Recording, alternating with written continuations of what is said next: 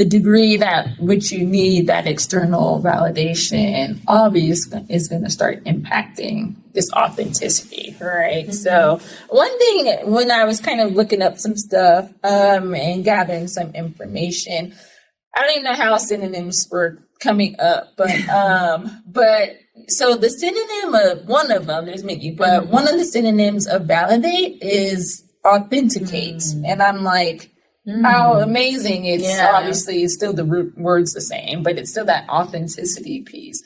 And when I first saw that, I'm like, okay, yes, it's a synonym, but still, how does this relate? And I had to think about it. But what stands out to me is that really both of those terms mean to like prove or show to be true, right? And so how do you still show yourself to be true in the midst of validation, right?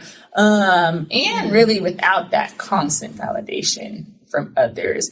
And this is where it gets to more of that negative connotation of like, when it's very difficult to be true to ourselves without that validation. But asking yourself, what would it look like to be true to self, even if you're not having constant validation from others? Right? And that's an important piece.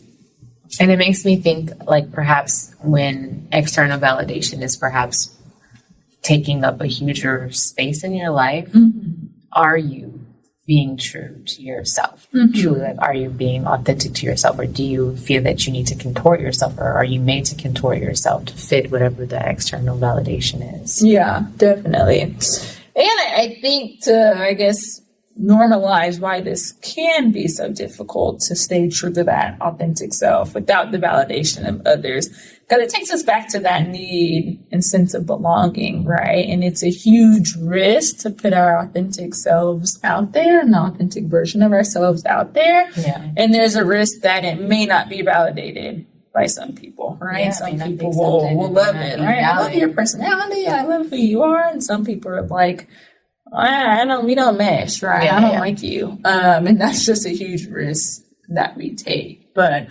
yeah, I think, and it kind of just came to mind too, to maybe make it a little more digestible.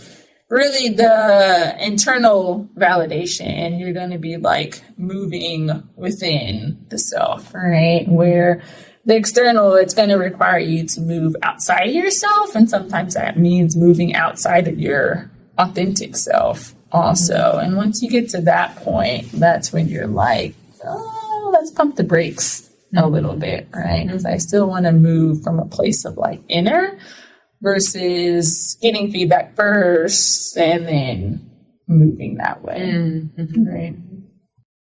I like that. The synonym was interesting to see, where I'm like, okay, it's kind of the same term. And then the last thing I'll share with the authenticity, and so I discussed the self-worth piece, right? So like, I think that's the most important aspect. Again, there's some void that we have. Social media, all this external validation, it isn't going to fill that void. And a lot of times this void is just like a disturbed sense of worth, right? It's disturbed, again, for various reasons, childhood experiences, attachment, trauma. But for some reason, your sense of worth is not as strong as you want it to be. But we need it for our authentic selves, right? I always say our authenticity is rooted in our self-worth. And it's kind of like this pattern. Without our self-worth, it's going to be difficult to be our authentic self, right? And then we're going to need that validation from others. So it's kind of this feedback loop.